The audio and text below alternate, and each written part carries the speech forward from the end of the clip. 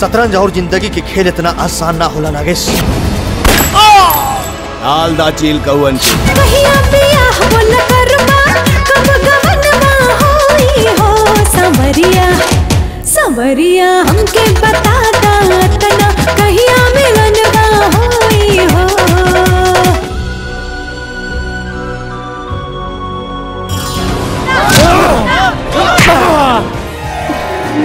होठबा बंद रहे भले अखियां बोले ले तोहरा दिल में काबा दिल के सारा राज खोले ले। होठबा बंद रहे भले अखियां बोले ले। जब जवान औरत लाल पियर चुनरी पहने लेना तो ओकर मन हिलकोरा मरबे करे। पागल कैले बाहो रामा पागल कैले बाहो पागल कैले बाहो रामा पागल कैले बाहो हाय दहिया कितना लोग के पागल कैले बा। जब केहू अपना कुआं में पानी ना भरे दे तो ओकरा कुआं में जहर घोल देवे में ही समझदारी।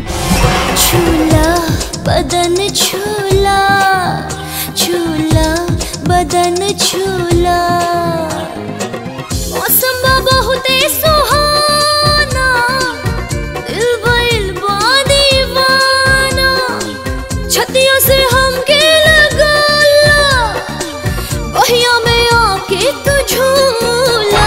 गुलाब बाई एकरा के टॉप की रंडी बनावा।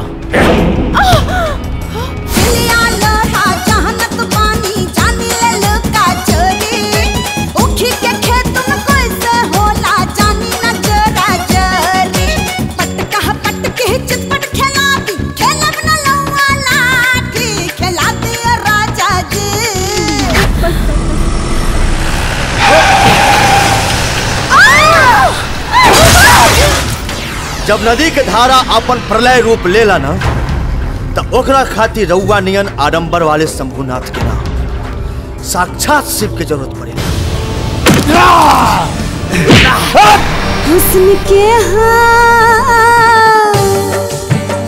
हुस्न के हाँ बाजारे कर जाओ हुस्न के हाँ बाजारे कर जाओ इहवाना का वो प्यार भी केला। हम तुम्हारे बच्चा की माई बनने वाला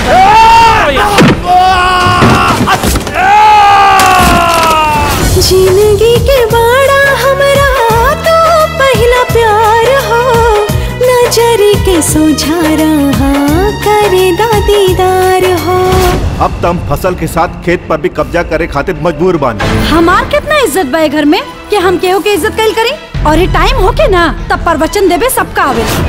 केहू मारेला कनखी केहू मांगेला चम्मा चाटी ई जवनिया के बरसात रे एकरा एकरा बात।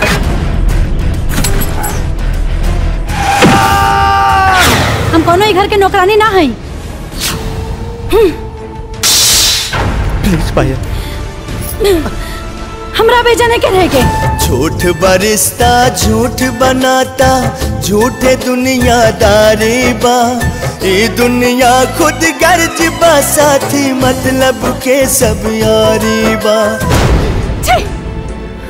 अपन घर ना बसल तो दूसर के घर उजाड़े में लाग गई।